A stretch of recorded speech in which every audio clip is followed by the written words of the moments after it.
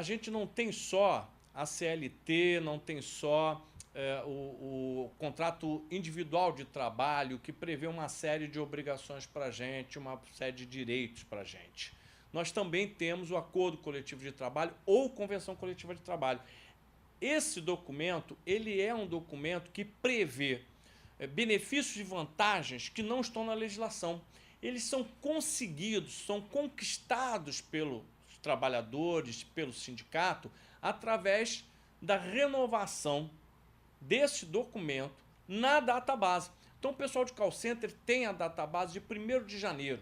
Então é em 1º de janeiro que a gente tem que trocar esse documento, e quando vai trocá-lo, vai renová-lo, é quando a gente consegue negociar com a empresa, melhorar um pouco aquilo. Nós estamos muito desavisados, a gente não sabe, mas não existe hoje nenhuma legislação que diga que o salário tem que ser reajustado em 1, em 5, 10 ou 200%. Quem determina isto é justamente esse processo de negociação com a empresa, e isso vai, depois de negociado, estar escrito naquela convenção coletiva de trabalho que o sindicato assina com a empresa. Agora, como que isso é feito? O sindicato faz reivindicações, faz uma pauta de reivindicações, leva para a Assembleia dos Trabalhadores, os trabalhadores convocados comparecem, aqueles que comparecem, que infelizmente são poucos, discutem e aprovam aquela pauta. Essa pauta, então, é levada para a empresa. Quando é levada para a empresa, ela é discutida com a empresa. Por quê? Porque os trabalhadores, o sindicato sempre reivindica mais e as empresas querem sempre dar menos. E tenta-se, na negociação, buscar um entendimento.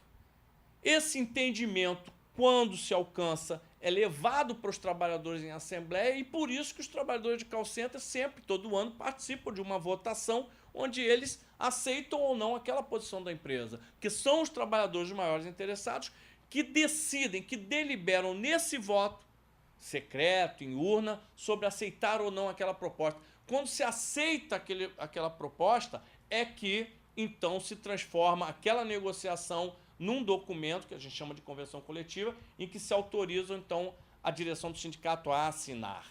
Não é? O processo é esse. Por isso que muitas vezes a gente reivindica uma coisa e acaba acontecendo outra. Por quê? Porque nós só fomos capazes de conquistar aquilo que foi possível e que está ali colocado na negociação.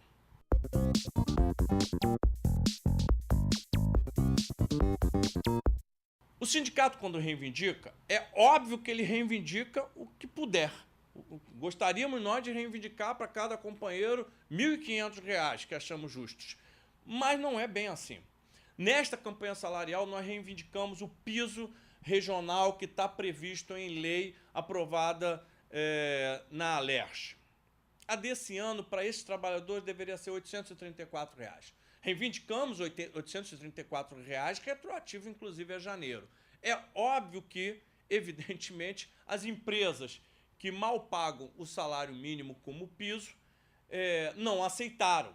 E até agora, nas 11 rodadas de reunião, de negociação que nós realizamos com as empresas, nós não conseguimos arrancar sequer isso das empresas. Temos feito paralisações aqui e ali, para quê? Para pressionar as empresas a melhorar. Até aqui, o que se conseguiu foi chegar ao salário mínimo de 622 retroativo a 1º de janeiro, que algumas empresas estão pagando, mas que Atento ainda não está pagando, e 630 a partir de 1º de julho, o que é muito pouco, mas que foi o que foi colocado pelas empresas na mesa de negociação. Nós ainda não fechamos a negociação porque julgamos que estamos muito aquém do que estamos reivindicando. No entanto, é preciso informar a categoria do que está acontecendo. Então, o jornal do sindicato, o site do sindicato tem colocado lá que o que até agora se conseguiu foi esse salário mínimo de 622, retroativo a 1º de janeiro, e os 630 a partir de 1º de julho, e certamente nós vamos ter que levar isso ao conhecimento da categoria para que ela vote se a gente vai aceitar isso ou não vai aceitar. Não é só o piso, não é só o salário. A negociação coletiva trata de muitas muitas outras questões, como, por exemplo, vale-refeição. Então, nós estamos discutindo muito a questão do vale-refeição, que é muito baixo, estamos tentando melhorar esse vale-refeição.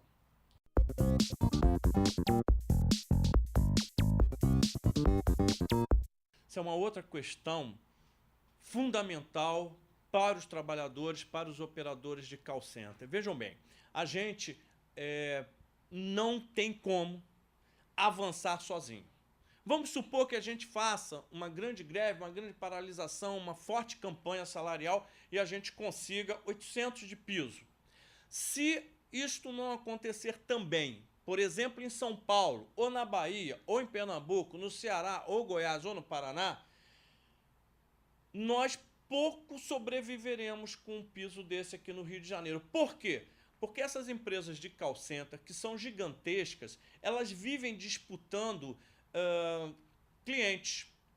Se no Rio de Janeiro as empresas forem obrigadas a pagar um piso maior e em São Paulo isso não acontecer, por exemplo, ou na Bahia, o que vai acontecer com essas empresas? Elas deixam de empregar aqui no Rio e passam a gerar empregos onde é mais barato.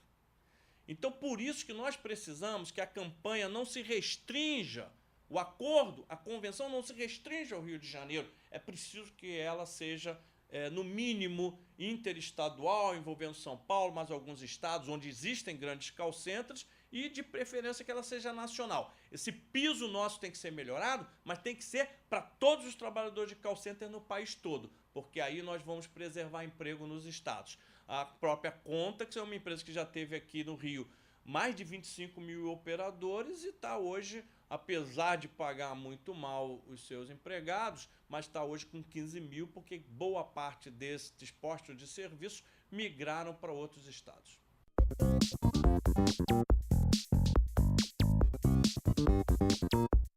Não adianta a gente aqui realizar uma grande greve para não conquistar nada. É preciso realizar uma greve e é preciso ser uma greve de verdade. Muitos companheiros ligam para o sindicato, mandam e-mail questionando isso. Por que não faz uma paralisação aqui? Por que não faz uma greve ali? Nós estamos fazendo as paralisações.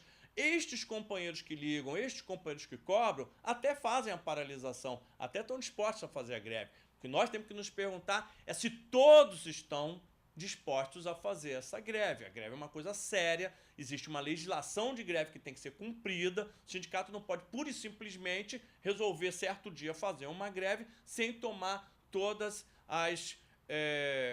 os cuidados jurídicos necessários para isso e que temos que todos ter responsabilidade com isso. É uma greve que precisa ser feita, precisa ser construída, mas com a participação de todos. Não adianta só meia dúzia fazer a greve, porque isso não tem efeito. É preciso que todos façam. Não adianta também meia dúzia conquistar para todos e não sendo todos que vão participar disso. Todos precisam participar. Isto é fundamental. Mas mesmo que a gente consiga isso, fazer isso é para conquistar. Se for para conquistar e conquistarmos, é preciso conquistar para o país todo. Não podemos, no Rio de Janeiro, fazê-la sozinho. Nós temos que chamar os outros estados e é isso que o sindicato está construindo.